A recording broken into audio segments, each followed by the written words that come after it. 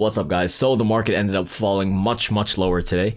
So in today's video, we're going to take a look at the SPY, the IWM, the NASDAQ, how far stretched away we are from the lower Bollinger Band, and the data centered around whether or not we're going to bounce. So we're going to take a look at all of that data and as well as the crypto market. All right, so without further ado, let's get started with the video. So if you were here yesterday, you knew that I made a list of 72 times that the NASDAQ closed and opened outside of the lower level of the Bollinger Band, dating until 1990.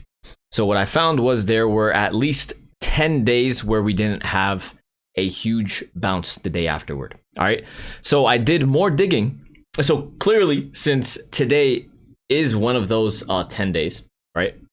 And that was basically a 14% chance that we weren't going to bounce today overall. Now what I did was I further looked into the data of the days when we didn't bounce.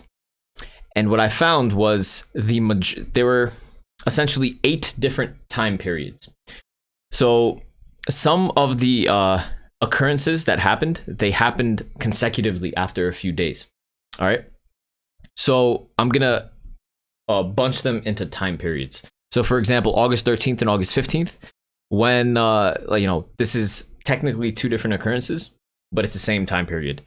May 12th, 2006 and May 15th, 2006. Those are 2 separate occurrences, but same time period. So essentially there were 8 different time periods when this occurred. And the only time in history where we did not bounce aggressively after 2 days was May 12th and May 15th. All other 7 time periods, the market aggressively bounced either the equivalent of Wednesday or the equivalent of Thursday.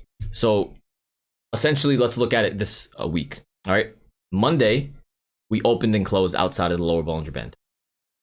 Today is Tuesday. Tuesday, we ended up falling lower.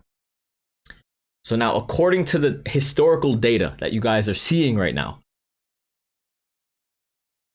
out of the 8 times, we either bounce Wednesday or Thursday.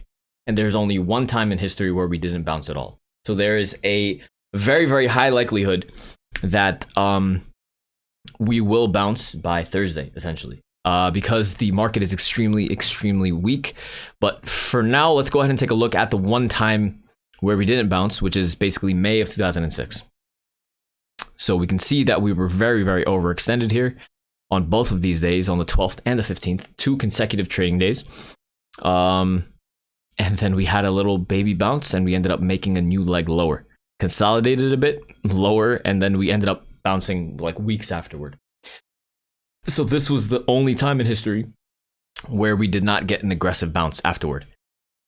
Every other time in history, whenever this were to happen, we either bounced extremely heavily the next day, or we fell even lower and then bounced extremely heavily on Thursday.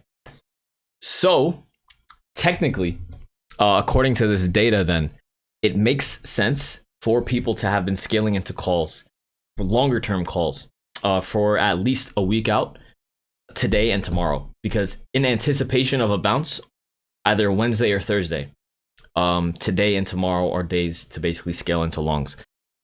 My bias until Thursday is going to be basically, I'm going to lean bullish because things are this overextended to the downside. The only time in history where we didn't bounce was in May. So it makes sense for us to have a bullish bias.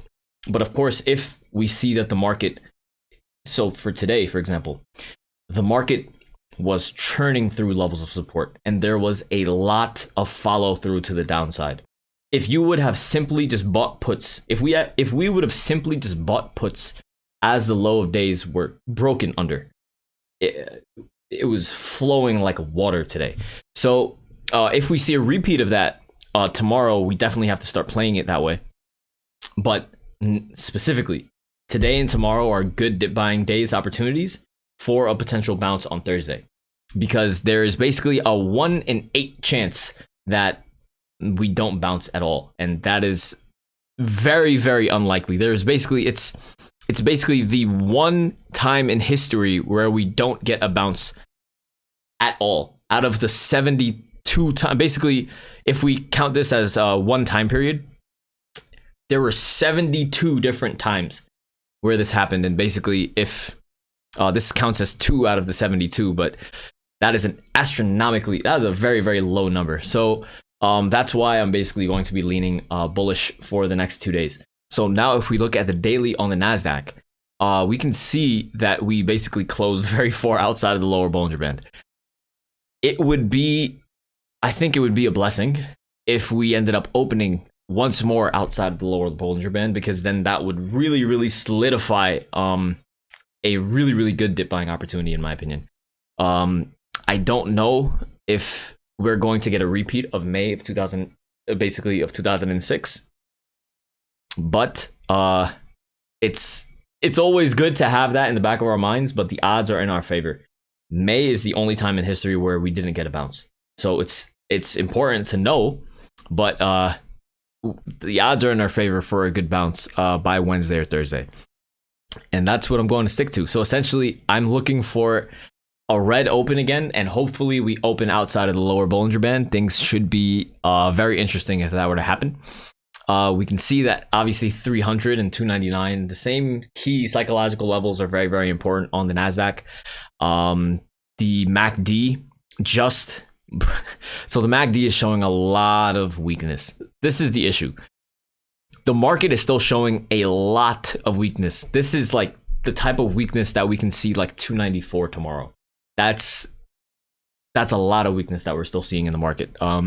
So for example, we can see that the MACD, the momentum indicator, if we drew a support zone, right? If you just make a support level here,